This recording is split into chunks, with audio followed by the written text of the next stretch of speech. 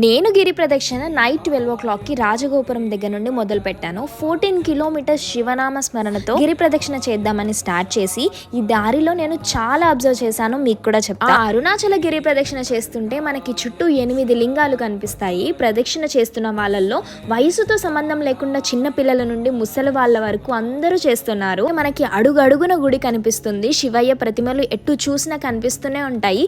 నా మనసంతా పులకరించిపోయింది. మొదటిగా ఇంద్రలింగం, అగ్నిలింగం, యమలింగం, నైరుతి లింగం, వరుణలింగం, వాయులింగం, కుబేర, చివరిగా ఈశాన్య లింగంతో ప్రదక్షిణ కంప్లీట్ అవుతుంది. ఇబ్బంది లేకుండా ప్రశాంతంగా చేసుకున్నాను. నేను మోక్ష మార్గం దగ్గర చాలా టైం దగ్గర 2 అవర్స్ పట్టింది. ప్రదక్షిణ చేస్తున్నప్పుడు ఎవ్వరు ఇబ్బంది పడకుండా దారిలో ఫుడ్, వాటర్, ఫుడ్ మసాజర్స్ లాంటివి చాలా ఉంటాయి. ఈ గిరి ప్రదక్షిణ చేస్తుంటే నేను ఒక్కటి మాత్రం రియలైజ్ అయ్యాను, ఎంత కష్టమైనా కూడా మనం ముందుకు వెళ్తూనే ఉంటాం. కలిసిపోతే ఆగి పక్కనున్న ఫుడ్, వాటర్ ఆగి మళ్ళీ స్టార్ట్ చేస్తాం. లైఫ్ కూడా అంతే.